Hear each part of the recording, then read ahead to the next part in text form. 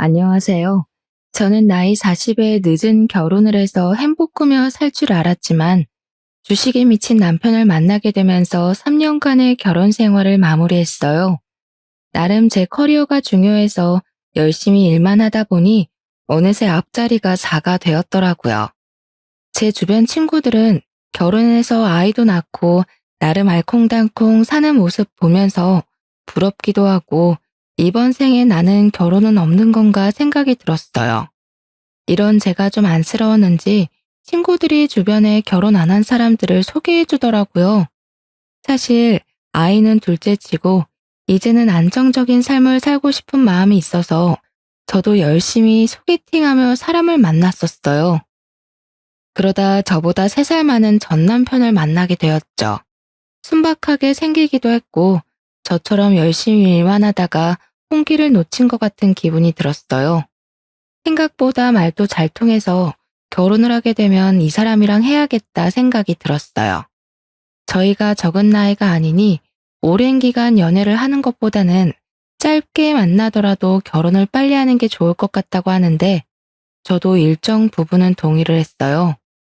제가 이 사람을 만나지 않는다고 해서 더 좋은 사람을 만날 것이라는 확신도 없었고, 그리고 이 사람을 놓치기도 아쉬웠거든요. 이렇게 만난 것도 인연이니 이왕 결혼할 거 조금 서두르는 것도 좋겠다 생각해서 양가 부모님 인사드리는 날짜 잡고 전체적인 일정을 서둘렀어요. 제가 늦게 결혼하는 편이긴 하지만 결혼식을 대충 어영부영 넘어가기는 싫었어요. 여태 일만 하느라 돈을 많이 모아놓기도 했어서 이왕 하는 거 하고 싶었던 거 다 하고 싶었거든요. 결혼을 하기 전에 먼저 서로의 재정 상태가 어떤지 확인하고 이후 웨딩 플랜을 짜는 게 좋을 것 같아서 제가 먼저 운을 띄웠어요.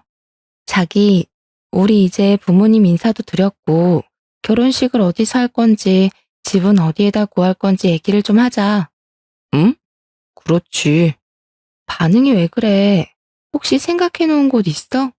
아, 그런데 먼저 예산을 정해야 돼서 혹시 자기 얼마나 모았어?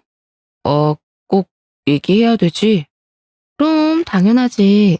우리가 곧 같이 살 텐데 각자 경제 상황은 공유해야지. 이제 식비도 같이 들고 적금도 같이 들 텐데. 왜? 많이 못 모았어? 예지야, 나는 사실 3천만 원 정도 모았어. 응? 왜? 왜 그 정도밖에 못 모았어? 자기 연봉 적은 편이 아니잖아. 우리 나이가 있는데 대체 왜? 사실 제가 결혼 전 한 1억 정도 모은 상태였거든요. 나이도 있고 연봉도 좀 받는 편이라서요. 근데 남자가 나이 40이 넘도록 3천만 원이라니 말이 되나요? 저는 심지어 집 보증금도 가지고 있어서 총 1억 8천만 원을 모은 상태였죠. 남편은 심지어 저보다 직장 생활을 더 오래 했고 연봉도 저보다 더 높은 곳을 다니는데도 모은 돈이 없어서 순간 놀랐어요. 그렇긴 한데 이것저것 재테크를 하다가 그렇게 됐어. 그리고 아무래도 내가 장남이니 부모님 도움 필요할 때마다 융통해드린 것도 있고. 재테크? 어떻게 하고 있는데? 적금 들고 있는 거야? 생각보다 모은 게 많지 않아서 적금은 아닌 것 같은데? 그게 말이야. 요즘 다들 하는 주식이야. 내가 따로 투자하고 있는 곳이 있거든. 아직은 들쭉날쭉하지만 그래도 언젠가 뜰 회사니까 지금 기다리고 있는 중이야. 자기도 알지? 존버는 승리하는 거. 주식이라는 말을 듣는 순간 머리가 아찔해졌어요. 사실 주식 잘 되면 다행이지만 손해가 많이 발생하는 경우도 적지 않아서 이것 때문에 뉴스에 나오는 사람들도 많잖아요. 저는 좀 안정적이게 투자를 하기 때문에 주식이나 코인보다는 적금을 선호하거든요. 물론 적은 이자율 때문에 적금이 의미 없다는 사람들도 많았지만 그래도 원금에 손실이 없는데 주식은 원금 손실이 되는 경우가 많아서 걱정이 되었어요. 자기야, 혹시 어떤 거 투자하는지 봐도 돼? 그럼 여기 내역 보면 직접 확인하기 전까지는 주식으로 묶인 돈이 많아서 지금 사용할 수 있는 돈이 많지 않은 거구나 생각했어요. 제 회사 사람들 중에서도 주식으로 몇 억 갖고 있고 조금씩 팔아서 용돈하는 분들도 봤거든요. 그런데 그런 분들은 수익률이 높기도 했어서 예비 신랑도 당연히 그런 식으로 투자를 하고 있다고 생각했어요. 그런데 직접 보니 더 믿기가 어려웠어요. 약 3군데 정도 투자를 했는데 사실 주식 모르는 저도 바이오 분야는 성공하기 어렵다고 알고 있거든요.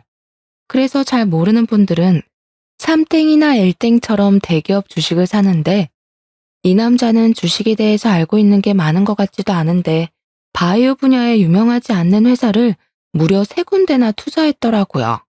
총액을 계산해 보니 매수 금액이 1억이 넘어요. 그런데 수익이 난 게 하나도 없어요. 다 마이너스더라고요.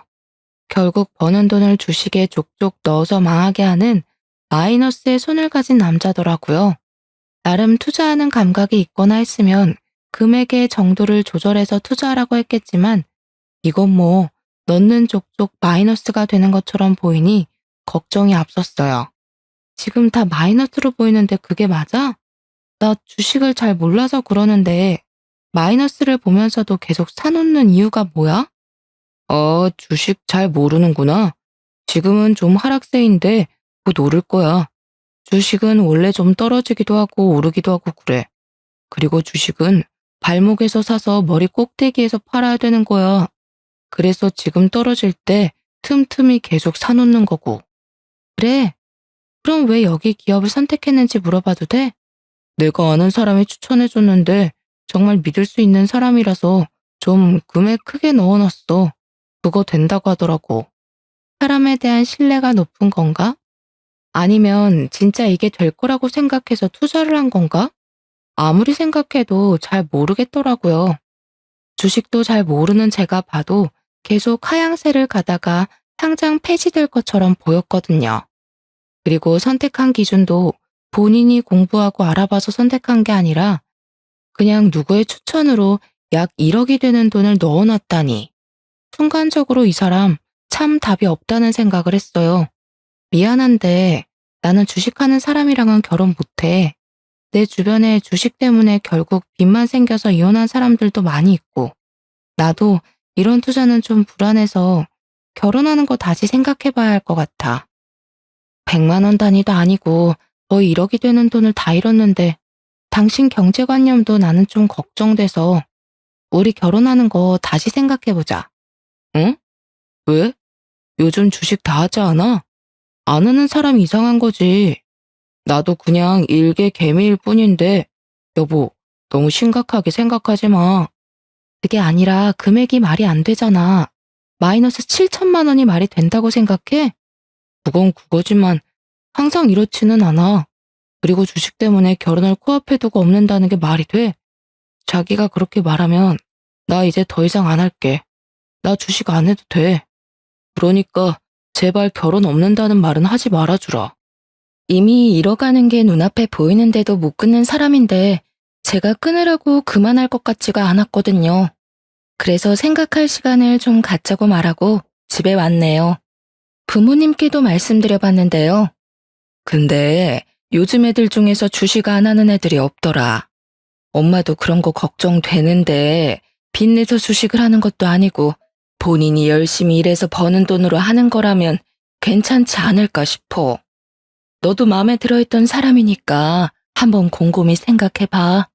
엄마는 이런 걸로 결혼까지 없는 거는 좀 아닌 것 같다고 생각된다. 엄마랑 얘기했는데 사실 저희 엄마가 공격적인 투자나 주식은 정말 하는 게 아니라고 많이 얘기해서 예비 신랑이 한다는 말만 들어도 펄쩍 뛰면서 결혼 말리실 줄 알았거든요. 그런데 생각보다 긍정적으로 말씀도 해주더라고요. 저도 생각해보니 요즘 코인이나 주식 안 하는 사람 거의 없기도 하고 본인도 안 하겠다고 이렇게 나오니 이건 고칠 수 있겠다며 긍정 회로를 돌렸네요. 그리고 정말 하루가 멀다 하고 연락하는 모습에 나름 감동을 받기도 해서 결국 결혼을 진행하게 되었어요. 진짜 약속하는 거야? 더 이상의 주식은 없어. 그리고 당신 월급도 이제 내가 관리할 테니까 그렇게 알아. 당연하지, 당연하지. 그럼 결혼하는 거다. 그렇게 결혼식을 마무리하고 경기도 근교의 전세로 대출을 받아서 생활을 시작했어요. 저는 아무래도 나이가 적지 않다 보니 아이는 없을 수도 있겠다 생각하면서 남편이랑 이곳저곳 여행도 많이 다니고 즐겁게 지냈어요. 그런데 한날은 갑자기 속도 안 좋고 몸이 가라앉으면서 처지길래 몸살이 왔나 생각이 들었어요. 그런데 순간적으로 임신이 아닐까라는 생각에 남편에게 부탁해 임신 테스트기를 받아 확인했더니 임신이 맞더라고요. 결혼하고 마음이 편해서 그런지 엄청 빨리 아기 천사가 찾아왔어요. 적은 나이가 아니라서 괜히 일하는 게 몸에 무리가 될 수도 있고 그러다 아이를 잃을 수도 있겠다는 생각이 들었어요. 사실 이번에 생긴 아이가 제 생애 마지막 아이가 될 수도 있으니 정말 놓치고 싶지 않았거든요.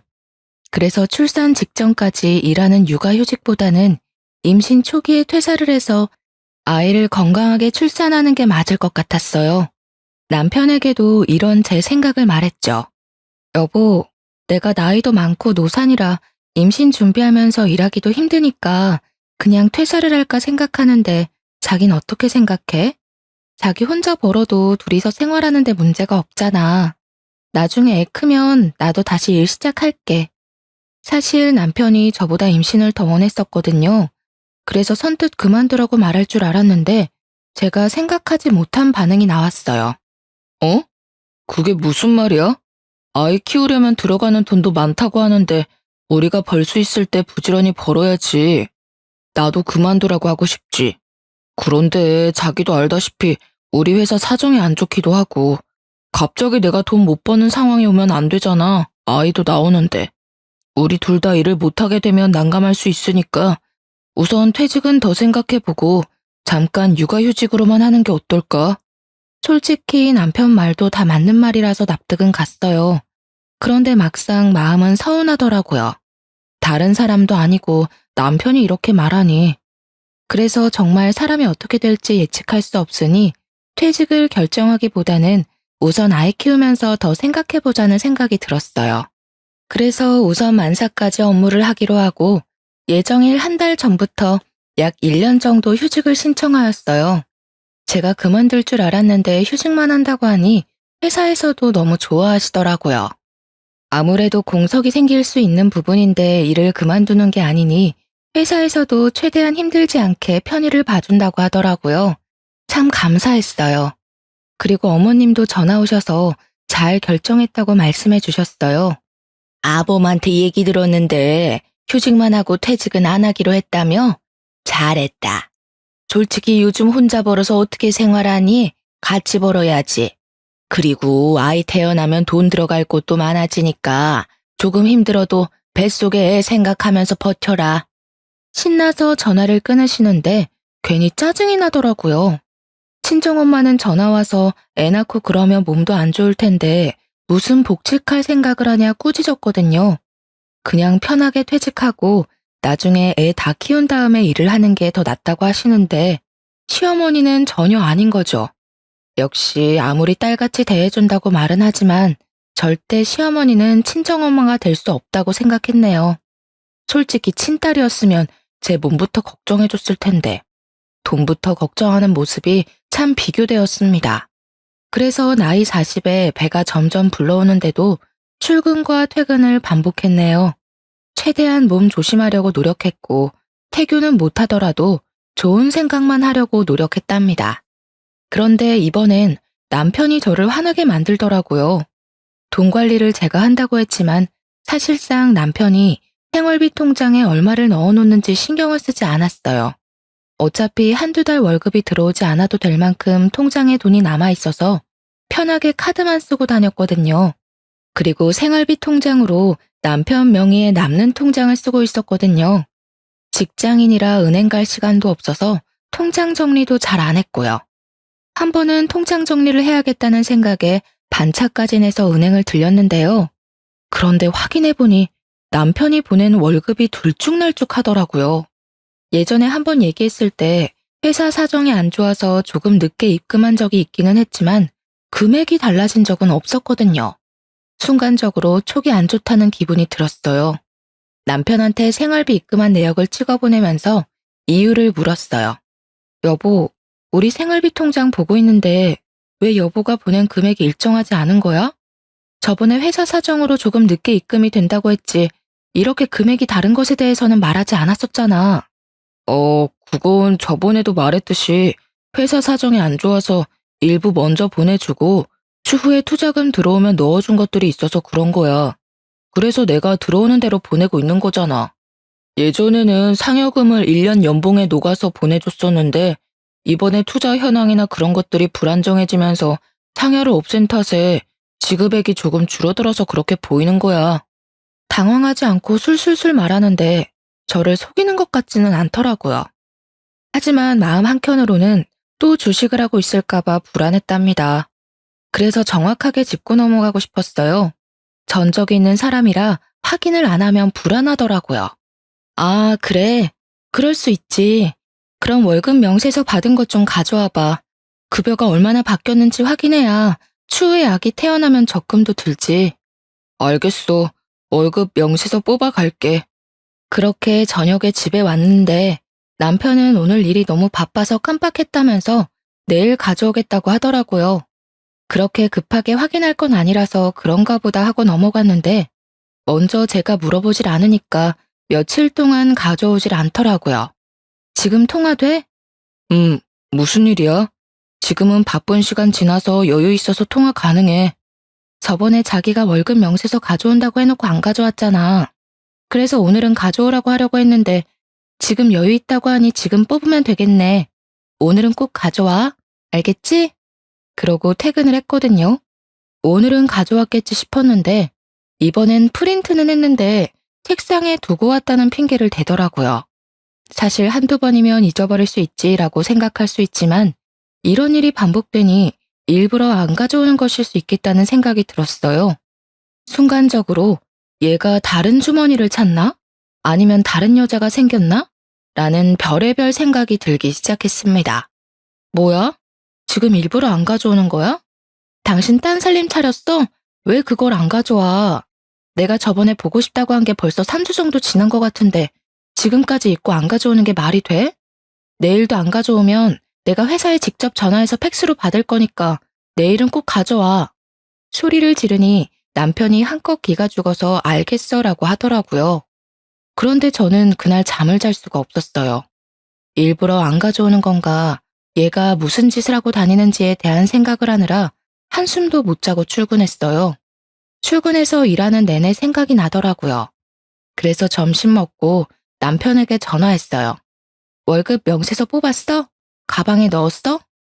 그럼 넣었어. 아, 진짜 챙겼어. 이따 보여줄게. 자기, 내가 이렇게까지 하나하나 챙겨야 해? 당신이 진작 가져왔으면 이렇게까지 독촉 안 해도 되잖아. 내가 의부증도 아니고 남편 월급 어느 정도인지를 확인하려고 이렇게까지 해야 해? 당신도 내가 이렇게 하는 거 싫을 거 아니야. 내가 빨리 안 가져간 거니까 내 잘못이지 뭐. 나 일 들어가 봐야 해서. 이따 봐. 점심시간까지 전화해서 독촉하는 건 좀 오바였나 싶었어요. 힘 빠지는 목소리로 전화를 받는 남편 모습에 화난 게 미안하더라고요. 만약 명세서를 확인하였는데 별 이상한 게 없으면 어떡하지? 괜히 의심했나? 퇴근해서 받을 필요가 없는데 괜히 난리친 건 아닌지 걱정되었죠. 집에 들어가니 남편이 소파에 앉아서 TV 보고 있더라고요. 그래서 서류 어디 있어? 물어보니 식탁에 올려놨다고 해서 열어서 꼼꼼하게 확인해 봤어요. 그런데 기본금은 항상 일정하게 입금이 되었더라고요. 세금 때문에 차이가 발생할 때는 있었지만 큰 폭 없이 입금이 되었거든요. 그럼 생활비 통장에 급여의 전부를 입금한 게 아니란 소리잖아요. 뭐야? 회사 사정 안 좋아서 월급이 들쑥날쑥 들어왔다고 하지 않았어? 그런데 기본급이나 공제된 내역은 거의 차이가 없는데? 이게 무슨 일이야? 설마 나한테 거짓말한 거야? 아니, 그게 아니라. 핸드폰으로 은행앱 켜서 줘봐. 확인해봐야겠어. 당신 또 나 몰래 주식하는 거 아니야? 제가 소리를 지르면서 화를 내니까 남편이 서둘러서 앱을 켜주더라고요. 그리고 제가 하나하나 확인해봤어요. 네, 주식을 다시 시작한 게 맞더라고요. 이 사람이 나랑 한 약속을 어떻게 생각하는 건지 너무 혼란스러웠어요. 그리고 몇 달만 한 게 아니라 거의 8, 9개월을 속였더라고요. 그렇게 넣은 돈도 벌써 5천만 원이 넘었어요. 그리고 제일 화가 난 사실은 저희가 곧 태어날 아이를 위해서 적금을 하나 들자고 했었거든요. 이왕 드는 거 이율이 좋은 곳으로 선택하자 해서 이것저것 비교해 봤는데 남편이 주거래 은행으로 사용하고 있는 곳에서 우대 이율을 좀 많이 넣어줘서 남편 명의로 적금을 가입하는 게 더 이득이겠더라고요. 그래서 남편 통장으로 적금을 든 것도 있었는데 제가 여태 모은 금액을 더 넣어주기도 했었어요.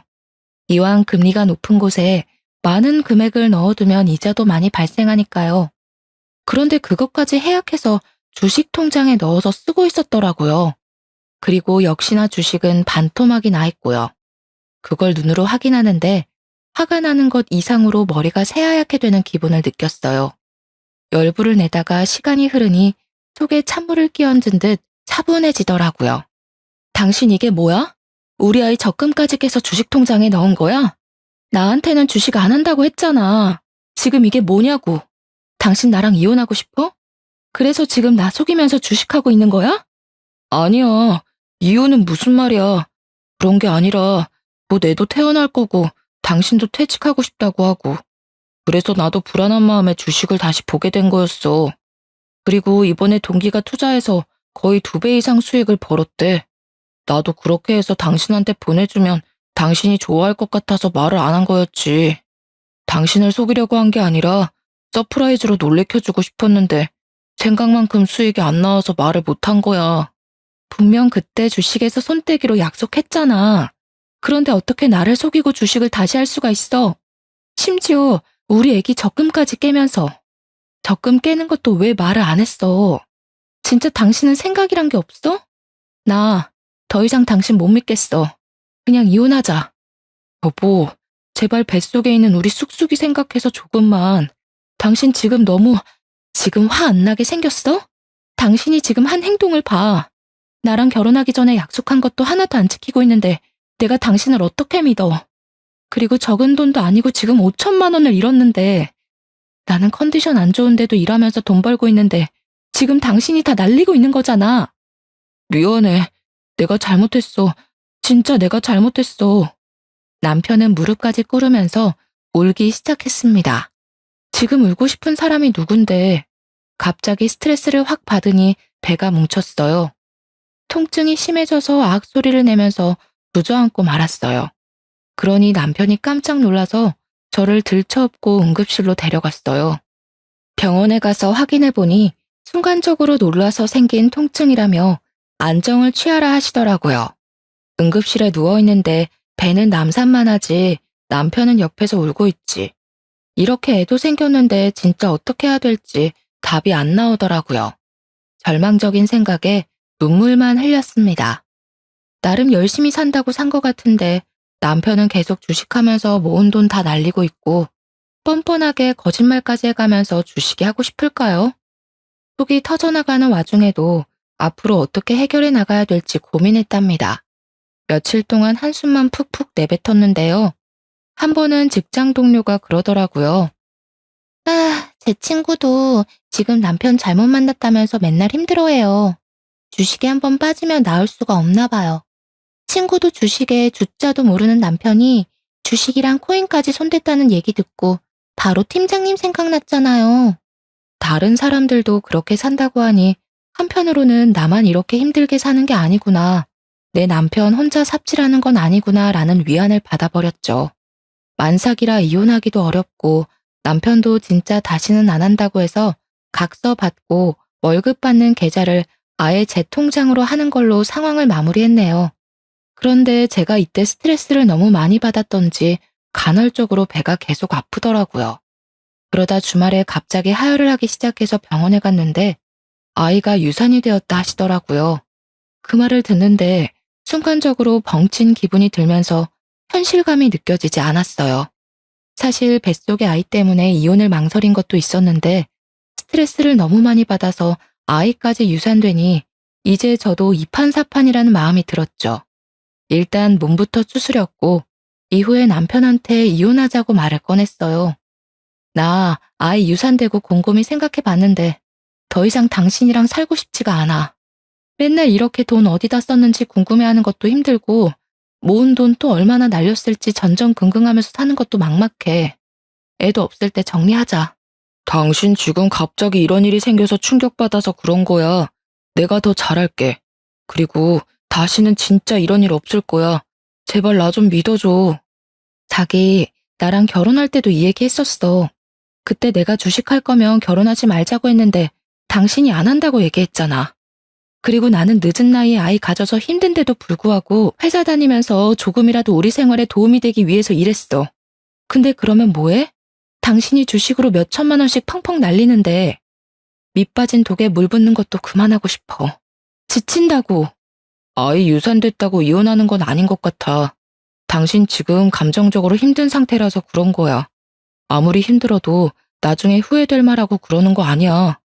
화가 머리끝까지 차올랐고 남편 얼굴이 꼴도 보기 싫더라고요. 왜 이혼 사유 중에 가장 큰 이유가 돈 문제라고 하잖아요. 돈을 못 벌어서 싸운다고 생각했는데 못 모아서 싸울 수도 있겠다 싶었네요. 모을 수가 없잖아요. 쓰는 족족 주식에 처박아 버리는데. 남편을 믿지 못하고 속을 비우기 시작했습니다. 친정 부모님께도 이혼을 생각 중이라 말씀드렸고요. 엄마는 한숨을 푹푹 쉬며 결혼을 말릴 걸 말하시더라고요. 그리 길지 않은 시간이 흐르고 대망의 사건이 하나 터졌습니다. 자기 이번에 나한테 집주인이 연락 왔는데 저번에는 전세금 안 올렸으니 이번에 20% 정도 올리셨으면 하신가 봐. 우리 저번에 전세금 오를 거 생각하고 모은 게 그 정도 되지 않아? 지금 한번 확인해 봐야 할 것 같아. 어? 그거 어디서 확인하는 건데?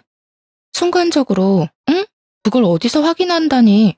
당연히 은행 어플이지 라고 생각하면서 느낌이 쎄했습니다. 당신 주거래 은행 컴퓨터로 로그인해봐. 사실 직접 보기 전까지 마음속으로는 아닐 거야 아닐 거야 마음을 다잡았지만 눈앞에 출금 두 글자가 선명하게 찍혀 있었네요. 당신 또 주식했니? 당장 핸드폰 가져와. 핸드폰으로 투자한 주식 현황을 보는데 다행히도 지금 상태로는 투자한 것 이상 현금화할 수 있겠더라고요. 한편으로는 지금 알게 돼서 다행이다라는 마음이 들었어요. 그래도 지금 현금화하면 전세금 올려드릴 수 있겠네. 이거 돈 빼서 빨리 나 보내줘. 집주인한테 전세금 드릴 수 있다고 말씀드리게. 어? 이거? 지금? 안 돼.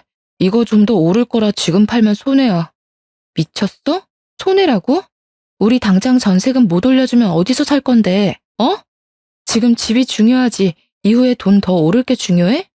아, 지금 나이가 몇인데 뭐가 더 중요한지 몰라서 그래? 곧 새로운 신제품 출시된단 말이야. 그러면 10,000원 넘는 건 시간 문제야. 내가 이건 진짜 확답할 수 있어. 그래서 비중 실어서 매수한 거고. 그러니까 여보도 조금만 기다려주면 안 될까? 그냥 당신은 편하게 집에서 살림하면 되고 나만 일해도 우리 풍족하게 생활할 수 있어. 한 주에 2,000원도 안 되는 회사가 신제품 하나로 10,000원이 어떻게 넘냐? 그리고 그것도 신제품 나와야 가능한 일이잖아. 당장 재계약을 해야 하는데 시간 없어. 좋은 말로 할 때 지금 팔아. 당장 안 팔아? 진짜, 어? 여보, 제발. 진짜 조금만. 몇 주만이라도 기다려주라, 응? 남편이 사정사정을 해서 몇 주는 기다리기로 했어요. 주식이 상승세였고 손해는 안 보겠다 싶었거든요. 그리고 집주인한테도 연락해서 전세금 올려드릴 수 있을 것 같다고 말씀도 드렸어요. 하지만 한 달이 지났는데도 남편이 주식을 팔았다는 말을 안 하는 거예요. 이제 곧 있으면 전세금 올려줘야 하는 날짜가 다가오니 제가 다 마음이 조급해서 지금이라도 팔아서 돈 마련하라고 했어요. 그리고 정 아쉬우면 남은 돈만이라도 넣으라고 했거든요. 그랬더니 우물쭈물하는 모습에 핸드폰을 확 뺏어서 주식창을 확인했어요. 뭐야? 2억 정도 되는 돈이 왜 1억밖에 안 됐어? 출시된다는 신제품이 무산이 돼서 주가가 떨어졌어. 그렇죠. 남편을 믿은 제 잘못이죠. 이렇게 주식을 못하는 사람인데 그걸 망각하고 살았던 거죠. 마이너스의 손인 남편을 오늘부로 반품시키고자 마음먹었어요. 어머니, 저 더 이상 남편이랑 못 살겠어요. 저번에 저 몰래 주식을 해서 아이 적금으로 들어둔 5천만 원도 다 날렸어요. 그 충격에 제가 유산까지 했는데 이번에는 저희 전세 자금도 반토막을 만들었네요. 전 이 사람이랑 더 이상 못 살겠으니 데려가세요. 그래도 무슨 이혼이니? 그리고 우리 아들이 다른 여자랑 살림을 차린 것도 아니고 그렇다고 돈을 안 가져다 준 것도 아닌데 무슨 이혼이니? 우리 아들도 잘 살고 싶은 마음에 그 주식인가 뭔가 했겠지. 유산은 그게 원인이 아니라 네가 나이가 많아서 그런 거야. 솔직히 나이 40에 임신했는데 유산 안 되는 게 신기하지. 암튼 우리 아들 탓하지 말아라 이 말이다. 네? 어머님, 그게 무슨 말씀이세요? 그럼 유산된 게 제 탓이라는 말씀이세요? 남자들이야 나이가 많아도 임신하거나 하는데 문제가 없지만 여자들은 아니잖니. 아무래도 너가 나이가 많으니 좀 더 조심했어야 하는 거 아닌가 싶다. 그리고 내 아들이 다른 것도 아니고 아이 생기면서 책임감도 생기고 부담을 느끼면서 그렇게 선택한 것 같은데 그런 걸로 가장을 몰아세워서야 되겠니? 그리고 저번부터 생각한 건데 너가 너무 기가 세서 우리 애가 기를 못 펴는 거야. 아, 그럼 제가 기가 세서 남편 기도 못 피게 했고 나이도 많아서 아이도 잃고 전부 제 탓이란 말이네요? 뭐 꼭 그렇다고 말하기보다는 너도 원인이 없지는 않다고 하는 말이지. 다 우리 아들 잘못이라고 보기는 어렵다 말이지. 어머님 정말 실망이에요. 어머님은 여자라 아시잖아요. 유산이 여자 몸에 얼마나 안 좋은지. 그리고 저 아이 지키고 싶어서 회사도 그만두고 싶었는데 어머님도 남편도 돈 벌어야 한다고 떠밀어서 저 몸 안 좋아도 꾸역꾸역 일하러 나갔어요. 그런데 그렇게 벌면 뭐예요? 남편이란 사람이 다 날리고 있는데 이렇게 무책임한 남자랑 저는 더 이상 못 살아요. 아들도 너랑 잘 살아보고 싶어서 그렇게 한 거래도 가만 보니 너는 말을 참 섭섭하게 하는구나. 나이를 그렇게 먹어놓고 왜 그렇게 인정머리가 없니? 너는 부모님한테 어른들을 이렇게 대하라고 배웠어? 저희 부모님은 주식하는 남자랑은 상종도 하지 말라고 하셨어요. 그런데 남편 성실하고 더 이상 주식 안 한다고 저랑 약속도 해서 믿고 결혼한 건데 벌써 주식으로 사고를 몇 번이나 쳤는지 몰라요. 그리고 저한테 걸려서 이렇게 된 거지. 만약 제가 몰랐으면 돈도 더 많이 잃었을 거라고요. 제가 일방적으로 전화를 끊었어요. 화가 너무 나서 계속 씩씩거리게 되더라고요. 그리고 저녁에 남편이랑 어머님이 같이 집에 들어왔어요. 멀리서도 화난 게 눈에 보이더라고요. 너는 어른한테 그렇게 하라고 배웠니? 무슨 어른이 아직 말도 안 끝났는데 일방적으로 전화를 끊을 수가 있어? 어머님, 제가 왜 그런 말을 듣고 있어야 해요? 당신, 어머님이 나한테 우리 아이 유산한 게 내가 나이가 많아서 그렇다고 하시더라. 당신도 그렇게 생각해? 사실 이렇게 물어보면 아니라고 얘기를 하던가 어머님께 무슨 말이라도 해줄 줄 알았어요. 그런데 멀뚱멀뚱 서 있더라고요. 당신 뭐야? 설마 그 말에 동의하는 거야? 그래서 지금 아무 말도 안 하는 거야? 당신 주식으로 얼마를 날렸는지 어머님께 말씀드렸어. 어머님, 지금 주식으로 날린 돈을 합치면 2억도 넘을 거예요. 2억이면 저희가 2년 동안 일하면서 둘 다 아무것도 안 입고 안 써야 겨우 모을 수 있는 돈이에요. 남자가 투자를 하면 돈도 좀 잃고 그러는 거지. 너 그동안 우리 아들을 얼마나 쥐잡듯이 잡았으면 애가 길을 못 펴니? 잘 될 일도 너 때문에 안 되겠다. 그래, 이혼해라 이혼해. 우리 아들도 그때 더 어리고 좋은 여자 만날 수 있었는데 나이 많은 여자 데리고 온다고 해서 나도 마음에 안 들었다. 그냥 갈라서라. 그리고 아들, 이혼한 거 흠이라고 생각하지 말고 다음에는 더 어린 여자 만나서 애기 낳고 행복하게 살면 된다.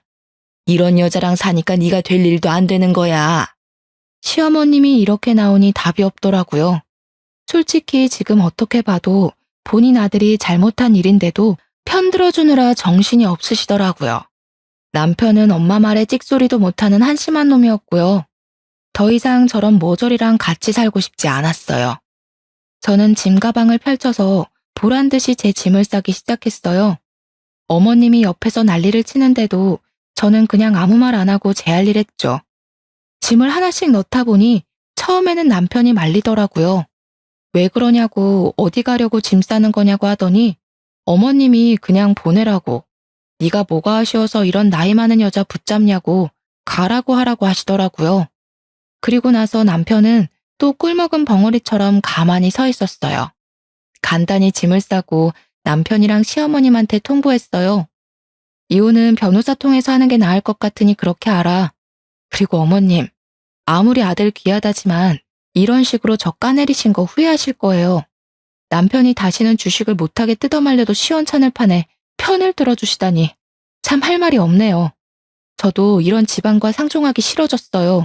그리고 제가 그쪽 아들 마음에 안 들어서 버리는 거니까 가져가던지 재활용해서 다른 여자 주던지 저는 관심 없어요. 그리고는 곧바로 택시를 타고 친정 부모님 댁에 도착했답니다. 이 늦은 저녁에 딸내미가 짐가방 둘러매고 찾아오니 많이 당황하셨어요. 무슨 일이냐고 묻길래 시어머니가 내뱉은 말을 그대로 말씀드렸거든요. 아버지는 한숨 쉬면서 담배 피우러 나가셨고 어머니는 욕짓거리를 내뱉으셨죠.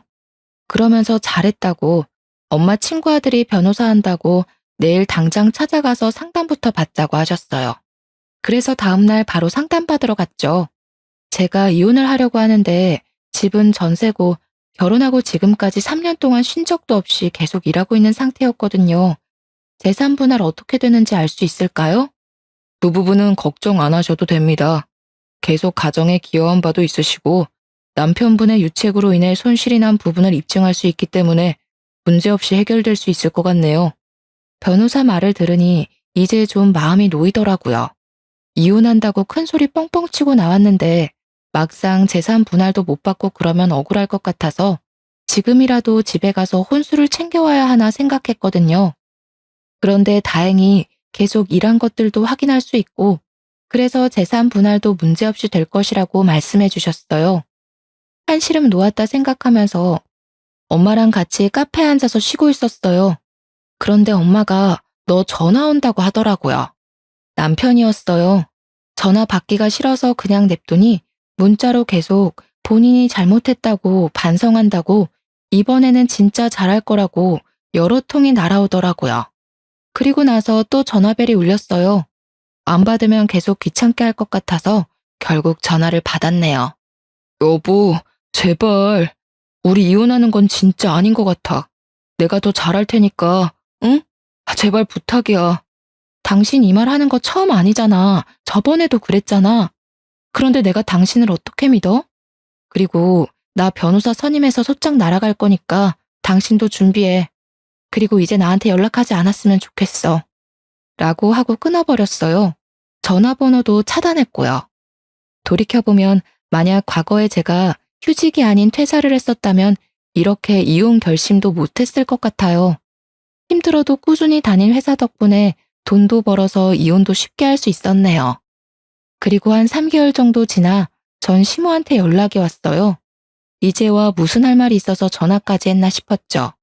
네, 여보세요. 그래, 잘 지내니? 이제 와서 왜 잘 지내는지 물어보는 것도 당황스러웠어요. 내 안부 물어보려고 전화한 건 아닌 것 같아서 그냥 단도직입적으로 물어봤어요. 네, 사고 치는 사람이 없으니 마음이 너무 편해서 요즘 잘 지내고 있어요. 무슨 일 있으신가요? 저한테 전화하실 이유가 없으신 것 같아서요. 다른 게 아니라 너가 많이 힘들었을 것 같아서 전화했다. 그때 내가 너한테 너무 모진 말을 많이 하기도 하고 지금 생각해보니 어름답지 못했어. 부끄럽기도 하고 미안하다고 사과하려고 전화했다. 내 아들 편만 들어서 서운했을 것 같은데 미안하구나. 내가 같이 살아보니 너가 너무 힘들었겠다는 생각이 들더라. 우리 아들은 아직도 너 생각 많이 하고 그러는데 너는 혹시 마음이 어떤가 하고. 들어보니 제가 요즘 어떻게 지내는지 떠보고 싶어서 전화하신 거더라고요. 하지만 저는 마음 정리가 끝나서 더 이상 저쪽과 엮이고 싶은 마음이 없었어요. 아니에요. 어차피 이렇게 마무리됐으니 어머님이 아들 잘 키우면서 지내시면 될 것 같아요. 제가 일하는 도중이라서요. 그리고 저는 그 사람 더 이상 만날 생각도 없습니다. 용건 더 없으시면 전화 이만 끊겠습니다. 솔직히 직접 같이 살아봐야만 알 수 있는 것들이 있잖아요. 얼마나 답답하겠어요. 뒤늦게 아들을 잘못 키웠다는 생각에 가슴을 치고 후회하고 계시겠죠. 그리고 이제 나이 50을 바라보는 아들이 젊은 여자와 재혼을 할 가능성은 0에 가까울 테니 시모는 어쩌면 평생 죽을 때까지 아들 키울 팔자였나 봐요. 암튼 또 연락해서 하소연하실 것 같아서 그냥 핸드폰 번호도 바꿔버렸네요. 요즘 제 근황을 말씀드려야겠네요. 회사에 새로 들어온 다른 부서 팀장과 요즘 연애하면서 행복한 시간 보내고 있어요. 지금 만난 지 한 달 정도 됐는데 천천히 연애하면서 결혼 날짜도 잡을 수 있으면 잡으려고요. 솔직히 남편이랑 살면서 힘든 부분도 있었지만 나름 남자 보는 눈이 생긴 것 같아요. 이번에 만나는 분은 착실하게 돈도 잘 모으고 주식에 관심도 없는 분이라 돈 사고 칠 걱정은 없을 것 같아요. 어린 나이에 한 결혼도 아니라서 어떻게든 잘 살아보려고 했고, 정말 시어머님이 말씀하신 대로 여자 문제도 아닌데 그냥 잘 어르고 달래서 살아야 하나 싶었지만 막상 그렇게 살았으면 맨날 남편이 사고 치는 거 뒤처리하는 데에 제 인생 다 썼을 것 같아요. 지금이라도 반품해서 제 인생 온전히 살 수 있어서 다행이죠. 종종 부모님께 제가 이혼한 것 때문에 죄송한 부분들도 있지만 저희 엄마가 내가 행복해야 엄마 아빠가 행복한 거라고 말씀해 주시더라고요. 이혼녀라는 사회적인 시선으로 인해서 당황스러울 때도 있지만 그래도 제 행복이 우선이라고 생각해요. 저처럼 늦게 결혼하신 분들은 더 이혼을 결심하기가 어려우실 거라고 생각해요. 저도 그랬거든요. 그리고 늦게 만난 인연이다 보니 더 헤어지는 게 어려웠어요. 하지만 아닌 사람은 결국 아니더라고요. 처음 결혼식을 준비할 때부터 이상하다고 생각했었는데 지나고 보니 그때 과감한 결정을 내리지 못한 게 아쉽네요. 하지만 거지 같은 결혼 생활 3년으로 인생 배웠다 생각하고 남은 인생 더 잘 지내보려고요. 길었던 제 이야기 들어주셔서 너무 감사합니다. 행복하세요.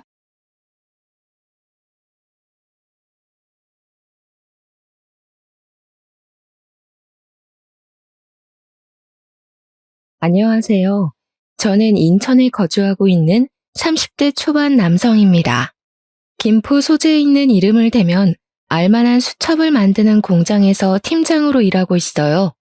신혼집으로 마련했던 아파트를 한 채 가지고 있고요. 아파트를 언급하는 이유에 대해서는 사연을 듣다 보면 알게 될 겁니다. 현재는 이혼을 한 상태이지만 이혼을 하기까지의 기막힌 사연을 들려드리고자 해요. 어렸을 적부터 집이 부유한 정도까지는 아니나 부족함 없이 자랐습니다. 하고 싶은 것, 먹고 싶은 것은 다 하고 살았고 부모님의 아낌없는 지원으로 무사히 대학도 졸업할 수 있었죠. 경제학을 전공하기는 했지만 군대를 다녀오고 마땅히 제가 무얼 해야 하는지 갈피를 잡지 못했고요. 마땅한 자격증을 따둔 것도 없었기에 더욱 막막했습니다. 부모님은 시간적인 여유를 두고 천천히 생각해보라고 하셨지만 너무 죄송스러운 마음에 뭐라도 해야겠다 싶었어요. 그래서 우연히 좋은 기회로 지금 일하고 있는 수첩 공장에 취직을 하게 됐죠. 집은 인천이었는데 통근 버스가 있어 비교적 수월하게 출퇴근을 할 수 있었습니다. 급여도 나쁘지 않았기에 마음먹고 공장에 출근을 하게 되었어요. 나름 인지도 있고 이름을 대면 알만한 업체여서 나름의 자부심도 느꼈죠. 일한 지 몇 개월 정도 됐을 때 같은 공장에서 일하던 여직원을 만나게 되었습니다. 그 직원은 신입 직원이었는데 제가 사수가 되어 옆에서 일을 알려줘야 했어요. 수수하게 생긴 외모에 싹싹한 성격까지 남자로서 반하지 않을 수 없었습니다. 자연스레 서로 연락처를 주고받게 됐고요. 그렇게 사수와 부사수 사이가 되었죠. 이지은 씨, 입사한 지 한 달이나 됐는데 그동안 도대체 뭘 배운 거야? 사수가 누구야? 뭘 가르쳤길래 이렇게 간단한 업무도 하나 처리 못해, 어? 내가 아니었으면 어쩔 뻔했어? 잘리고 싶냐고. 입이 있으면 말을 하란 말이야. 과장님, 이지은 씨 사수는 접니다. 무슨 일인지는 모르겠지만 이제 막 한 달 된 직원이에요. 제가 조금 더 자세히 알려줄 테니 너무 노여워 마세요. 이제 한 달밖에 안 됐는데 뭘 알겠냐고요. 뭐? 영은 씨, 내가 자기 그렇게 안 봤는데 말이야. 상사가 말을 하면 네 하고 말 것이지 뭘 잘했다고 내 말에 토를 달아? 자기도 잘리고 싶어? 도대체 직원 교육을 어떻게 시키는 거야? 사수면 책임을 지고 실수하지 않게 잘 가르쳐야지. 죄송한 말씀이지만 그렇게 과하게 뭐라 하시는 것도 정도껏 하셔야 합니다. 신입 직원이 알면 얼마나 한다고 그러겠습니까? 과장님은 신입 때 실수 안 하셨어요? 왜 애꿎은 신입한테 히스테리를 부리냐 이 말입니다. 뭐? 영훈 씨, 말 다 했어? 내가 영훈 씨 그동안 잘해주고 오냐 오냐 하니까 내가 만만해 보여? 사수나 부사수나 다 똑같구만. 나 참 진짜 어이가 없어서.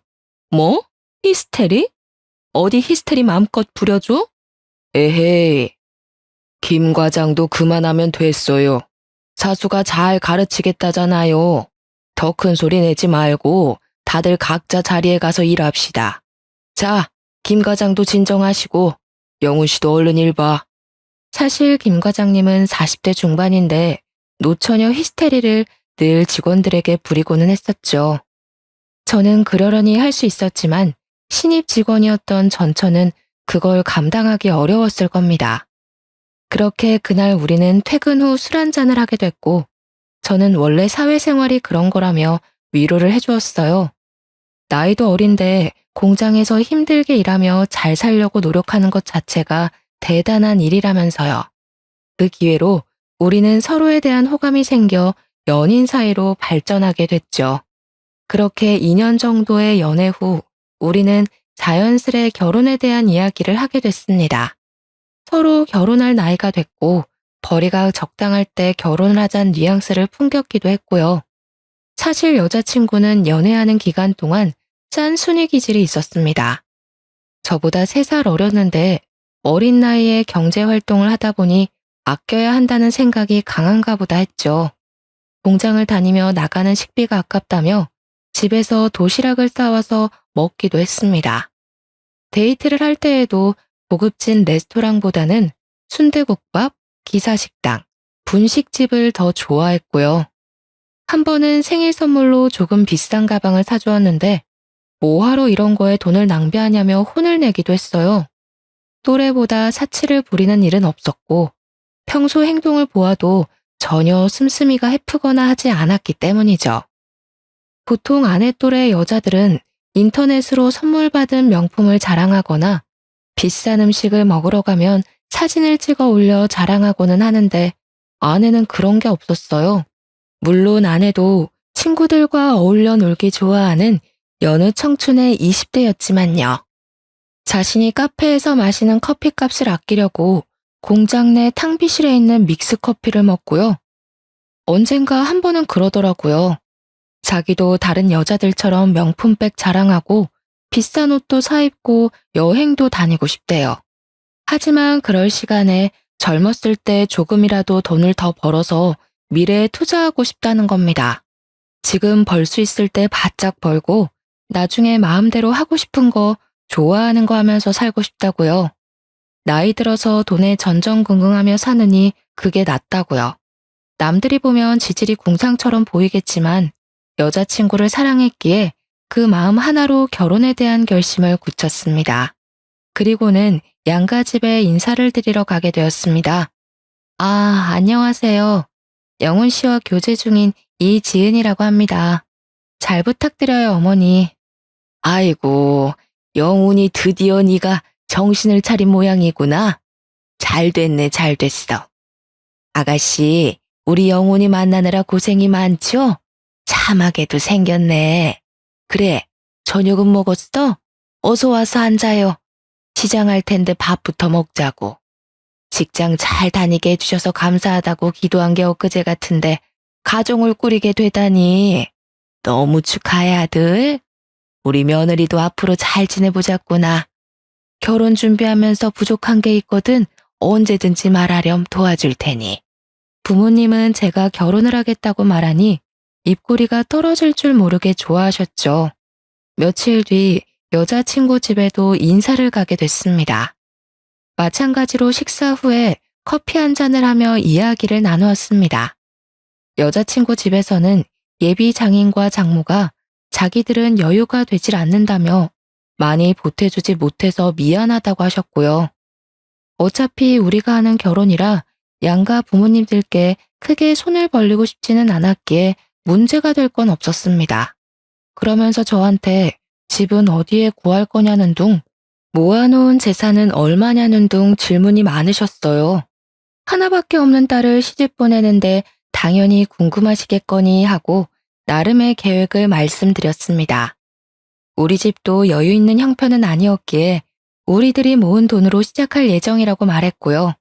표정이 약간 어두워지는 듯 했으나 이내 알았다며 결혼 준비를 잘해보자고 하셨어요. 예, 영훈아, 너에게 줄 것이 있어. 나중에 결혼 자금으로 주려고 모아둔 돈인데 이걸로 필요한 거 사고 그래. 집은 이 엄마가 사주마. 직장과 가까워야 하니 미리 봐둔 아파트가 있거든. 거기로 해줄 테니 행복하게 잘 살기만 해. 에이, 엄마, 이러지 않으셔도 돼요. 나도 직장 자리 잡았고 스스로 할 수 있어요. 넣어두세요. 제가 벌어서 알아서 할 테니 걱정 마시라니까요. 감사하게도 부모님께서는 그동안 모아놓은 돈을 보태주시며 작은 아파트까지 마련해 주셨습니다. 처음 시작하는 인생인데 빚 없이 살아야 한다며 자신들도 어차피 일을 하니 걱정하지 말라셨고요. 조금 무리해서 직장 근처에 있는 집을 마련해 주셨죠. 당연히 혼수는 저와 여자친구가 모아둔 돈으로 해야겠다는 생각을 했습니다. 자기, 지금 모아둔 돈이 얼마나 있어? 부모님이 집까지 해주시고 여윳돈도 주셨는데 이 돈으로 하는 건 조금 아닌 것 같아. 우리 힘으로 혼수 정도는 채워넣어야 할 것 같은데 자기 생각은 어때? 나 사실은 사정이 좀 있어서 모아놓은 돈이 1,000만 원이 전부야. 미리 말하지 못해서 미안한데 부모님이 나이가 있으시니 수입이 일정치 않으셔서 내가 조금 도와드렸어. 어린 동생도 있고 그동안 직장에서 일한 기간에 비해 생각보다 모은 돈이 별로 없다고 느낀 저는 조금 의아했습니다. 얼마를 어떻게 보태주는지 굳이 따져 묻지는 않았어요. 저였어도 부모님이 힘들다 하시면 당연하게 도와드렸기 때문이죠. 이해했습니다. 그래도 있는 돈을 모아 혼수를 마련하기로 했고 가구와 가전을 사서 들여놓으니 조금씩 신혼집의 구색을 갖추기 시작했죠. 결혼 준비를 하며 집을 부부 공동 명의로 해야 세금이 조금 줄어든다 하여 혼인신고를 미리 했고요. 그렇게 상견례도 하고 몇 개월이 지나 행복하게 결혼식을 올렸습니다. 물론 그 일이 터지기 전까지는 세상을 다 가진 것 같은 기분이었죠. 결혼 생활은 평범했습니다. 하지만 같은 공장을 다녀서 그런지 주변 시선들이 신경 쓰였어요. 사장님의 배려로 부서가 바뀌어서 아내와 매일 얼굴 보고 일하진 않았습니다. 아무래도 같은 공간에 있다 보면 다른 사람들이 불편해할 수도 있었으니까요. 신혼집에서 함께 아침 차려 먹고 저녁 차려 먹는 평범한 일상이 당연하게 느껴질 때쯤이었어요. 여보, 내 남동생 말야. 곧 초등학교도 가야 되고 이만저만 드는 돈이 너무 많아. 친정에서 수입도 일정치 않은 데다가 요즘에는 학원도 3-4개씩 다닌다더라고. 뒤처지면 안 되니까 어떻게든 해야 되는데 나는 내 월급 친정에 보탤게. 뭐? 그게 말이 돼? 아무리 사정이 어렵다지만 같이 벌어서 저축도 해야 되고 우리도 언젠가는 아이가 생길 텐데 미래를 준비해야 하는 입장이잖아. 조금 더 넓은 집으로 이사도 가야 하고 말이야. 많이 도와드리지는 못하겠지만 월급 전부를 주는 건 조금 과하지 않아? 벌이가 적은 것도 아니고 내 월급쯤이야 없어도 솔직히 먹고 사는 데는 지장 없잖아. 그리고 어머니가 주신 돈도 있고 여유가 없는 것도 아닌데 내가 내 월급도 마음대로 못해? 여보가 너무 이기적인 거 아니야? 뭐? 이기적이라고? 그럼 나도 우리 엄마한테 내 월급 다 줘도 되냐? 말을 그렇게 하면 안 되지. 처가댁도 사정이 있으신 건 알겠지만 우리도 엄연한 가정이야. 우리 가정을 위해서 써야지 왜 장인 장모님한테 돈을 그렇게 주는 건데? 장인어른도 일하시고 장모님도 일하시는데 아무리 그래도 그렇지. 월급 전부는 좀 심하지 않아? 저는 솔직히 어이가 없었습니다. 용돈을 안 드린 것도 아니고 그렇게 생활이 어려울 정도로 부족하다는 생각이 들지 않았어요. 현재 장인어른은 아파트 경비원 일을 하고 계시고 장모님은 국민연금을 받고 계십니다. 그래도 장인어른이 벌고 계시는데 애 1명 키우는 게 그렇게 힘든가 싶었어요. 아직 초등학교도 들어가기 전인데 학원을 다니는 것도 아니고 애 하나에 얼마나 많은 공을 들이나 생각했어요. 남동생을 얼마나 끔찍이도 아끼길래 그렇게 많은 돈이 필요한가 싶었어요. 그래서 아내가 굳이 이렇게까지 월급을 올인하면서까지 생활해야 하나 싶었죠. 제가 아직 아이가 없어서 그런지는 모르지만 아내에게 너무 과한 처사 같다고 이야기했습니다. 아내가 울면서 엄마 아빠가 힘들어 하시는데 남동생을 위해 버는 게 뭐가 이상하냐며 소리치더군요. 그래 좋다 이거예요. 다 이해하는데 아무리 그래도 저희도 엄연한 가정 아닙니까? 저희도 언젠가는 아이를 낳고 가족이라는 울타리 안에서 살아야 하는데 미리 준비를 해도 모자랄 판에 월급 올인이라뇨. 저는 화가 났지만 참고 이내 한숨을 쉬며 아내를 설득했습니다. 상황을 이해 못하는 건 아니야. 앞으로 살면서 드는 돈이 더 많아지겠지. 그래도 월급 전부를 주는 건 좀 아니야. 우리도 우리의 생활이 있고 미래를 생각해야 하는데 그런 준비를 하나도 못 해두면 우리도 난감하잖아. 그러니까 100만 원만 보태드리고 나머지는 저축을 하던 자기가 쓰던 그건 마음대로 해. 내가 내 월급을 마음대로 하지 못한다는 게 조금은 아쉽네. 하지만 자기 말처럼 우리도 한 가정이니 나도 가정에 충실해야지. 자기한테 매달 100만 원 줄 테니 자기가 직접 보내드려. 대신 나머지 돈에 대해서는 터치 안 했으면 좋겠어. 우리 돈이기도 하지만 그 전에 내가 열심히 일해서 번 돈이잖아. 알겠지? 그럼 약속할게. 내가 조금은 더 버니까 생활하는데 지장은 없을 거야. 나도 열심히 모으고 노력할 거야. 당신 월급에서 초과댁 100만 원 보내드리고 남은 돈은 자기 생활비로 써. 관리비라던가. 나머지는 내가 처리할 테니까. 그리고 아직 자기가 아이가 없어서 그러는데 아이 하나 키우려 해도 돈이 장난 아니야. 누구보다 잘나게 키우고 싶은 게 부모 심정이라던데 우리 부모님은 나이도 많으신데 어떻게 더 일을 하실 수가 있겠어? 나는 내 동생 남들한테 모자라 보이지 않게 키울 거야. 하나뿐인 남동생인데 그러니 내가 조금 도와드리려고 했던 것뿐이고 더는 오해하지 않았으면 해. 당신이 말한 대로 100만 원만 엄마한테 전할게. 남동생에 대한 애착이 남다르다 생각하며 아내와 합의를 봤습니다. 결국 한 달 월급을 전부 드리지 않고 100만 원을 합의를 받고 매달 100만 원씩 장모님께 보내드렸습니다. 그래도 100만 원 이외에 생신 기념일 다 잊지 않고 더 드렸으면 더 드렸지 모자라게 드리진 않았던 것 같네요.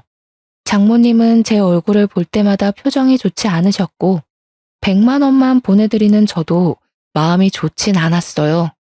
그런데 장모님은 제가 한 달에 한 번씩 처가댁 갈 때마다 장 봐야 된다, 계모임 가야 된다, 미용실 가야 된다면서 계속 저를 피하시는 겁니다.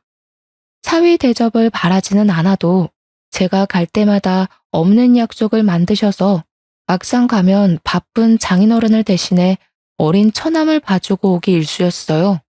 저도 사람인지라 내심 서운했죠. 한편으로는 드리는 돈을 줄여서 그런가 싶어서 마음이 조금 불편하기도 했습니다. 장모님이 나한테 많이 서운하신가? 맨날 오면 얼굴은 통 뵙지도 못하고 왜 나를 피하시는 느낌이 드는 거지? 엄마가? 에이, 여보가 착각한 거 아닐까? 엄마도 우리 왔다고 못해둔 할 일이 많은가 봐. 여보도 생각해봐. 우리 엄마가 늦둥이 키우느라 얼마나 힘들면 우리 오자마자 미용실이랑 계모임이랑 가겠어. 그만큼 못하는 일이 많았다는 거 아니겠어? 애써 그래 좋게 좋게 생각하자. 나이 드신 장모님이 애 키우느라 바깥 생활하기 힘들어서 저랑 아내가 올 때만큼이라도 시간 내서 약속 만드는 거겠지 하며 좋게 생각하기로 했습니다. 그런데 문제의 그날에 제가 들어서는 안 될 말을 듣고야 말았습니다. 그때도 처가댁을 방문했는데 아내가 집에 도착하자마자 장모님은 친구들이랑 약속이 있다며 급하게 나가셨어요. 알겠다고 바깥일 보고 오시라고 했죠. 아내와 함께 처남과 영화관 가서 영화도 보고 장난감도 사주고는 다시 처가댁에 돌아왔습니다. 주말인데 운전을 해서 그런가 저녁 식사를 한 뒤 피곤해서 잠이 들어버렸어요. 그러나 자던 것도 잠시 수근수근거리는 소리에 잠에서 깨고 말았습니다. 거실에서 아이의 소리가 들렸고 아내와 장모님이 대화를 나누고 있었죠. 무슨 이야기인지 듣다가 저는 기절 초풍하고 말았습니다. 그래도 얘 아직까지 몰라서 다행이다. 도적상으로도 네 동생으로 되어 있으니 문제될 건 없다만 그래도 안 들키게 조심해야 해. 지우야, 너도 아저씨 있을 땐 엄마 보고 누나라고 해야 해. 알겠지? 엄마, 영훈 씨 들어 조용히 해. 우리만 조용히 하면 아무도 모르는 일이야. 나 혼자 벌어서 먹고 살기 힘들잖아. 시부모님이 여윳돈도 챙겨주셨으니까 모자라면 적당한 핑계 대서 돈 보태달라고 하면 될 거야. 걱정 마. 으유, 알았다. 그래도 졸부는 아니어도 부족한 것 같지는 않아 보여서 다행이네. 우리 지우 이제 돈 걱정 좀 줄겠다. 지우 너도 좋지? 누나가 돈 많이 벌어주니까. 지우야, 엄마가 항상 미안해. 지우가 엄마라고 부르고 싶어 하는 거 알아. 엄마랑 할머니랑 있을 때만 엄마라고 해야 해. 알겠지? 아저씨나 다른 할머니, 할아버지 계시면 누나라고 꼭 부르고. 착하지 우리 지우? 아내는 나이 차이가 많이 나는 7살짜리 남동생이 알고 보니 동생이 아니라 지 자식이었던 거예요. 고등학생 때 일진무리와 어울리다 사고를 쳤고 임신을 해서 낳은 아이가 어린 처남이었습니다. 아이의 아빠는 누군지 모르며 자기 자식인 걸 모르니 둘만 조용히 하면 되는 거라는 이야기를 하는 겁니다. 근데 아이가 다 듣고 있는데도 저런 말을 하는데 아이는 일말의 표정 변화도 없는 겁니다. 자기 엄마가 내 아내라는 걸 알면서도 아내의 아들은 지금껏 아내한테 단 한 번도 엄마라고 부르지도 못한 거였어요. 당연히 내 엄마인데 엄마한테 왜 누나라고 해야 하는지 어린 아이여서 이해가 안 될 텐데 말이에요. 그리고 엄마 말대로 부자는 아니지만 집안도 나쁘지 않아. 어차피 아파트까지 해주셨으니까 더 이상 돈 들어갈 데 없을 거 아니냐고. 내가 엄마한테 내 월급 그대로 주자고 했는데 절대 안 된다는 거야. 나중에 우리도 애 낳고 살려면 미리 준비해야 한다고. 그래서 100만 원만 보내게 된 거야. 어쩔 수 없었어. 그런데 난 우리 지우 좋은 학원 보내주고 좋은 거 입히고 하려면 돈이 더 필요해. 그러니까 아무 걱정 말고 돈 부족하면 이야기해. 알겠지? 알았다니까 그러네. 지우는 걱정 말고 너는 일단 김서방이나 잘 구슬려 봐. 사람은 괜찮아 보이더만. 잘 구슬리면 그래도 돈을 잘 줄 것 같던데 이왕 이렇게 된 거 지우 동생도 보고 나중에 애가 태어났는데 헤어지자고는 못할 거 아니니. 내가 지금 지우 하나 키우는 것만 해도 얼마나 힘든데 또 애를 낳으래 그래 엄마는. 일단 지우 건강하게 잘 크는 것만으로도 나한테는 고마운 거야. 아빠 앞에서도 입 조심해야 해. 그리고 영훈 씨와 나 사이에서 아이를 가질 생각은 없어. 때를 봐서 임신하기 어려운 몸이라고 둘러댈 생각이야. 저는 듣다가 너무나도 기막힌 사실에 아무 소리도 못하고 그 자리에서 주저앉고 말았습니다. 우당탕탕 소리가 나자 헐레벌떡 아내와 장모가 일어나더니 어쩔 줄 몰라 하는 게 아니겠어요? 지금 제가 들은 게 도대체 무슨 소리죠? 여보, 이게 다 무슨 소리야? 내가 들은 게 사실이야? 지우가 자기 동생이 아니라 아들이었어? 사실이야? 무슨 소리야? 우리는 그런 이야기 한 적 없어. 자기가 자다 일어나서 잘못 들은 거 아니야? 어떻게 그런 생각을 할 수가 있어? 웃기지 마. 내가 분명히 들었어. 당신과 장모님이 나눈 대화 내가 다 듣고 있었다고. 시침이 뗄 생각은 하지 마. 어떻게 그런 걸 속이고 결혼을 해? 이 결혼은 무효야. 이게 사기 결혼이지 사기 결혼. 나 참 어이가 없어서. 그리고 나와 당신 사이에는 아이가 없을 거라고? 무슨 말 같지도 않은 소리야. 아니 여보, 내 이야기 좀 들어봐. 당신이 오해하고 있는 거라니까. 사기 결혼이라니 여보.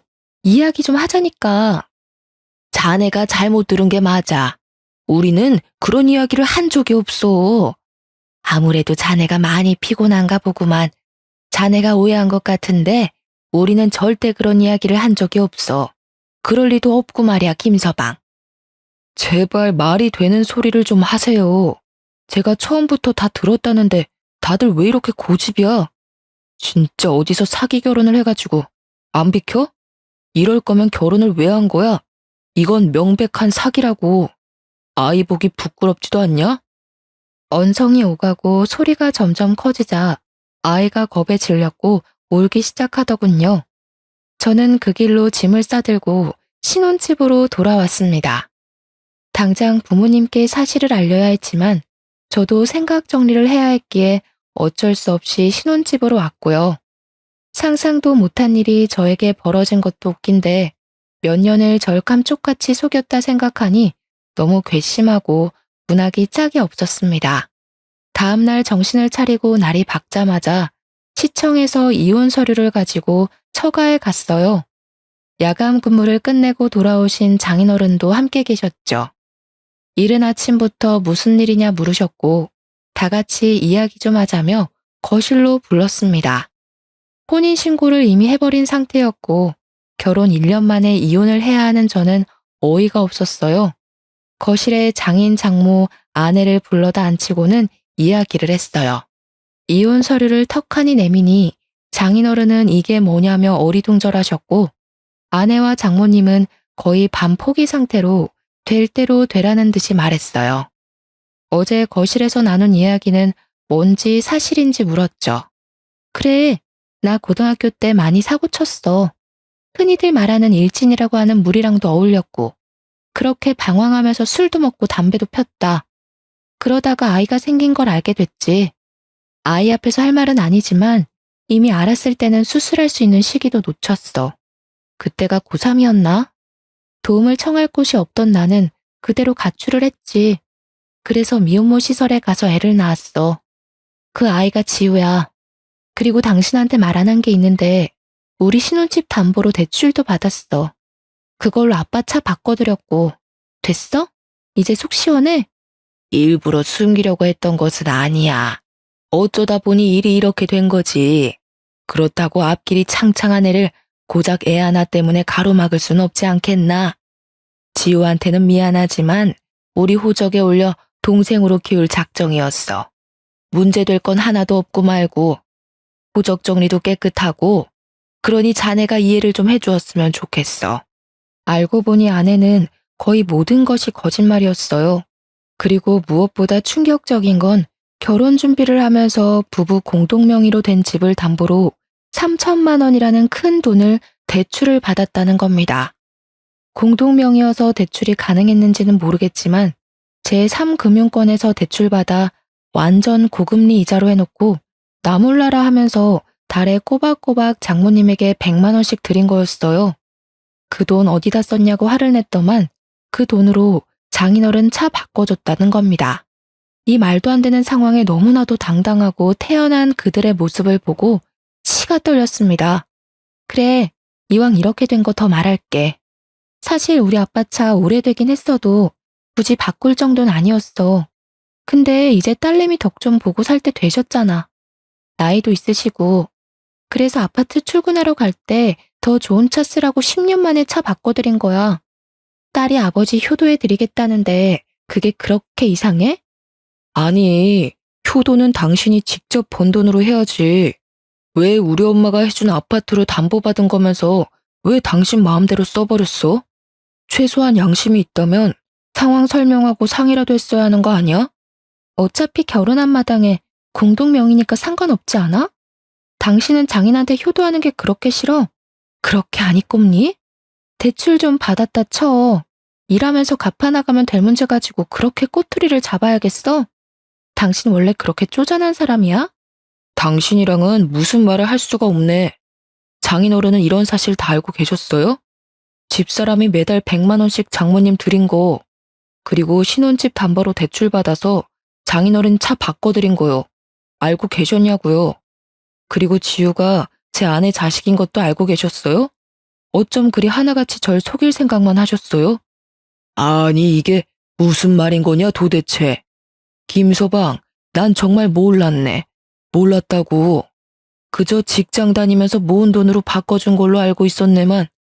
지은아, 여보, 이게 다 무슨 일이야? 지우 이야기는 또 뭐고? 내가 내 돈으로 친정에 돈 보태겠다는데 그것도 안 입고 하질 않나. 내가 알아서 하게 냅두면 이렇게까지 하지 않아도 됐는데 이왕 이렇게 된 거 미안하다는 사과는 못할 것 같아. 이미 엎질러진 물. 그래, 이혼하자 이거야. 도대체 내가 뭘 그렇게 잘못했니? 오랜 침묵을 깨고 상황 파악을 대충 하신 장인어른이 연신 미안하다며 사과를 하셨습니다. 저는 뒷골이 땡겨서 아내와 장모님의 뺨이라도 후려갈기고 싶었어요. 하지만 사과를 하시는 장인어른과 그런 어른들의 모습을 바라보는 어린 처남을 보고 겨우 참았습니다. 아내와 장모님은 한 번만 봐달라고 자신들의 이야기 좀 들어달라고 사정했지만 제가 매정하게 이혼 서류에 도장을 찍으라고 하자 적반하장으로 나왔습니다. 장인어른은 도대체 무엇하는 짓이냐며 아내와 장모님께 소리쳤지만 그들은 막무가내였어요. 자네 그거 아나? 이미 혼인신고를 한 마당에 이혼하게 되면 신혼집으로 마련했던 아파트를 반으로 나누고 위자료까지 줘야 해. 아이의 양육비를 줘야 한다는 얘기야. 부부 공동명의잖아. 그러니 나누어야지 안 그래? 당신 그만하지 못해? 그게 어디서 배워먹지 못한 태도야. 김서방한테 무릎을 꿇고 빌어도 모자랄 판국에 무슨 자신감으로 그런 태도냔 말이야. 내가 자식 농사를 잘못 지었어. 그만 좀 해. 뭐? 이 양반이 정말 모지리 같은 당신도 내가 걷어주지 않았으면 이렇게 살지도 못했어. 지은이 임신해서 애기 낳아왔는데 그럼 애를 길바닥에 버려? 말이 좋아서 친척이 사정이 있어서 맡긴 아이지. 바보도 아니고 말이야. 도대체 으유 내 팔자야. 뭐? 지우가 지은이 애란 말이야? 저같대 당숙 자식이라며? 그건 또 무슨 소리야? 지은이가 언제 애를 낳았어? 왜 이런 이야기가 나오는 거냐고. 정말 뻔뻔하게 그지없네요. 내가 알아도 한참을 잘못 알았네. 아니, 처음부터 내 잘못이었어. 그때 사수로서 일만 했어야지. 내가 눈이 멀었었나 보네. 나 절대 가만히 있지 않을 거야. 절대로 그냥 못 넘어가. 장모님과 아내는 너무나 당당한 태도로 얼토당토 않는 이야기를 하는 겁니다. 결국 저도 지우를 생각해서 끝까지 잡고 있던 이성의 끈을 놓아버리고 말았죠. 그래서 가사소송으로 혼인 취소만 하려고 했는데 그들을 사기죄로 고소를 하기로 마음먹었어요. 제가 해온 집을 부당하게 담보까지 받아서 장인어른 차를 바꿔주었으니까요. 더욱 가관인 것은 아이가 아내의 아들이라는 것을 장인어른도 오늘에서야 아셨던 거예요. 장모님 친척분 중에 사정이 있어 호적에 대신 올려 키워주고 있다는 걸로 알고 계셨던 거죠. 딸내미가 배가 불러왔음에도 몰랐던 건 장인어른이 그 시기에 해외 출장을 다녀온 덕분에 정말 하나도 몰랐다는 겁니다. 그대로 부모님께 사실을 말씀드렸고 얼굴을 뵐 면목이 없었는데 오히려 저를 걱정해 주셨습니다. 화를 내실 줄 알았는데 오히려 마음이 힘들 저를 위로해 주시는 모습에 가슴이 아팠어요. 어려서 부족함 없이 키워주고 뒷바라지 해주시는 부모님에게 효도를 하지는 못할 망정 불효를 저지른 것 같아 너무 죄송했기 때문입니다. 사람이 살다 보면 말이야, 이런 일 저런 일 산전수전 다 겪게 되어 있어. 이번 일도 인생을 살면서 겪은 하나의 일이라 생각하고 너무 깊게 담아두지 마. 엄마 아빠는 괜찮으니까 말이야. 영훈이 너 정신줄 놓지 말고 앞으로 더 잘 살면 그거면 돼. 정말 미안해 엄마. 나도 직장 잘 다니고 자리 잡고 좋은 모습 보여주려 했는데 뜻대로 되질 않아서 엄마랑 아빠한테 너무 미안해요. 전 그 파렴치한 놈들을 절대 용서하지 않을 생각이에요. 엄마 아빠한테 미안해서라도 그렇게 못하겠어. 꼭 천벌받게 할 거야. 며칠 뒤 변호사를 선임해 사기죄로 그들을 고소했어요. 동시에 혼인 무효 소송, 정신적 피해 보상을 요구하는 소송을 진행하기로 했습니다. 당연히 아내에게 유책 사유가 있었고 재판은 저에게 유리한 쪽으로 흘러갔죠. 아내가 부부 공동명의를 빌미로 대출을 받아 빚을 만든 점, 본인의 아이를 동생이라 속이고 그 사실을 배우자에게 의도적으로 숨긴 점, 맞벌이로 같이 일하고 가사노동을 하긴 했으나 본인이 얻은 이득은 가정에 하나도 도움이 되지 않은 점 등 아내에게 유책 사유는 너무 많았습니다. 오히려 아내가 저에게 8천만 원의 위자료를 지급해야 한다는 결론이 나자 아내는 항소를 했습니다. 자신도 맞벌이를 하고 집안일을 했는데 왜 위자료를 줘야 하냐며 말이죠. 재판에서 지던 날 법정을 나오며 저에게 악에 받쳐 소리를 치더라고요. 끝까지 이렇게 나오시겠다. 맞벌이 하면서 나도 가사일 분담해서 잘했고 아내로서의 역할 충실히 이행했어. 재산 분할이 불가하다니 가능키나 한 소리야? 난 절대 얌전하게 안 끝내. 절대로. 곧 죽어도 자기 잘못을 모르는구나. 당신 사기죄가 얼마나 큰 죄인지는 알고 하는 소리야? 인두껍을 쓰고 어떻게 그런 짓을 할 수가 있어. 지나가는 개를 붙잡고 왈왈 짖기만 하지.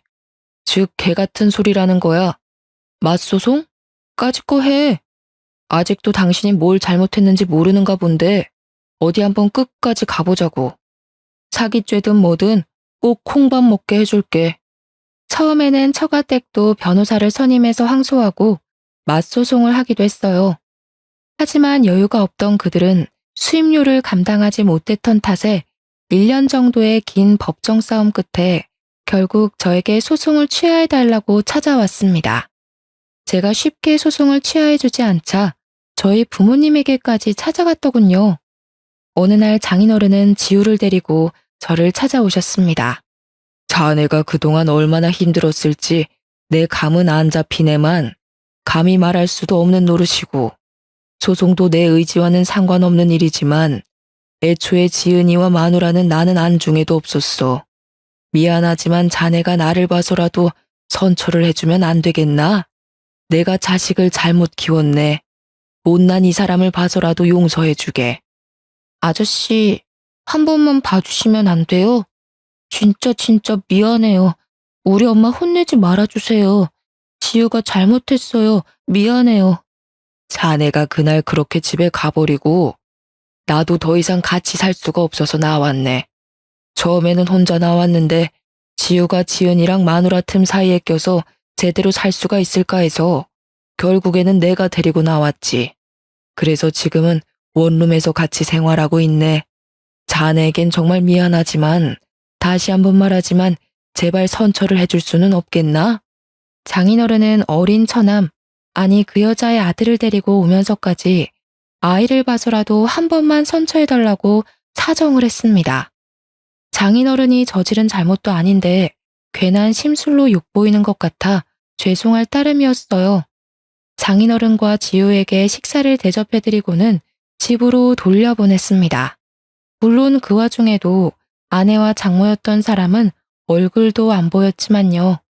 장인어른만 간간히 찾아오시며 미안하다는 말씀과 함께 직원들과 일하면서 마시라고 커피를 사주고 가실 뿐이었습니다. 솔직히 장인어른과 아이만 아니었으면 모조리 감옥에 보내버리고 싶은 심정이었죠. 저는 결혼 준비를 하며 쏟아부은 시간과 돈을 모두 받아내고자 했습니다.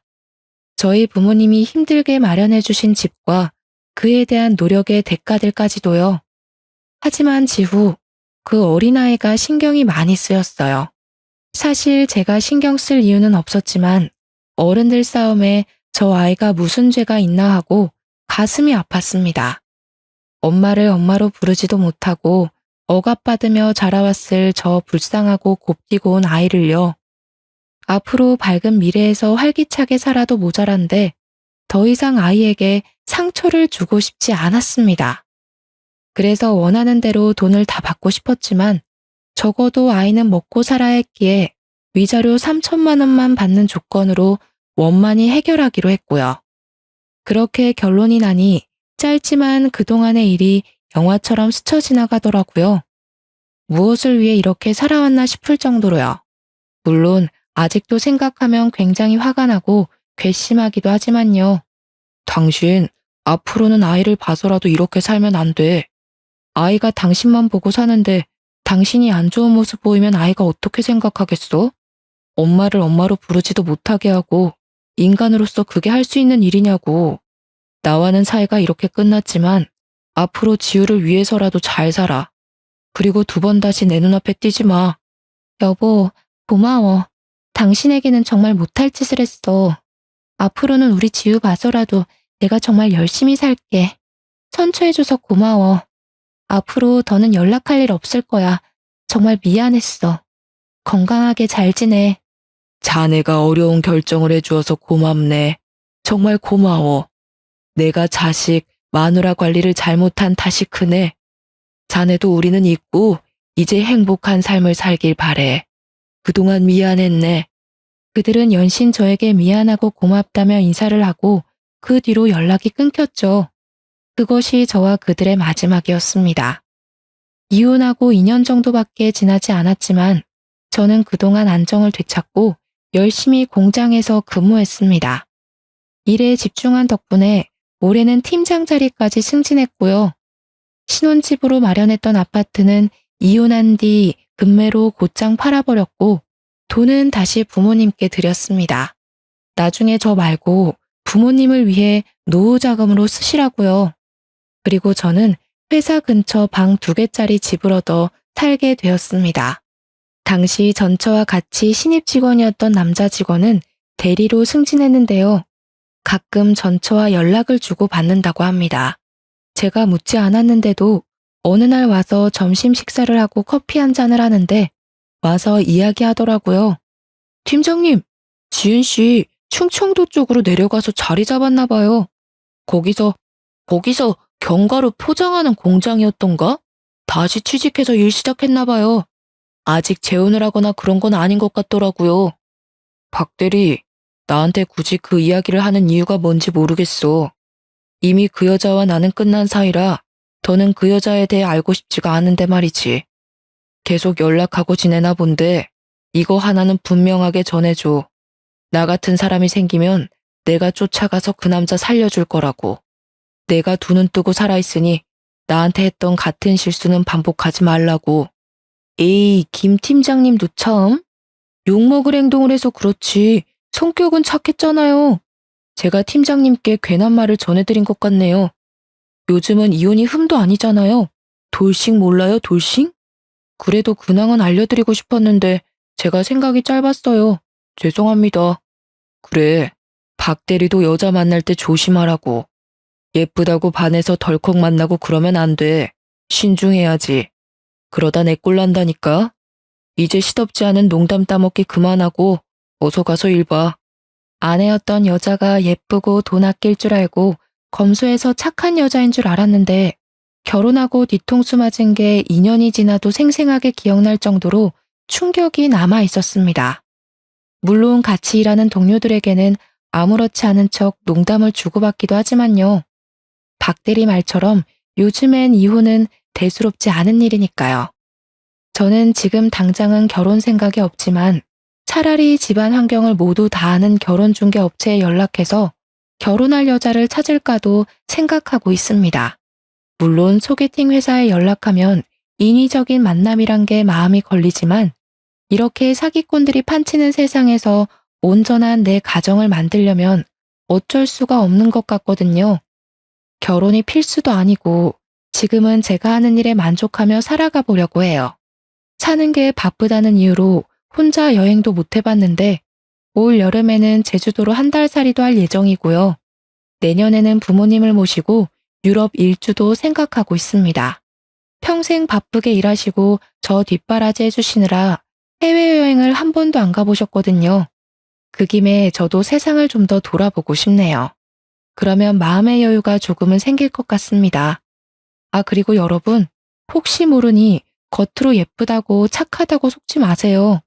겉과 속은 다르고 돌다리도 두드려보고 건너라는 옛말 하나도 틀리지 않더라고요.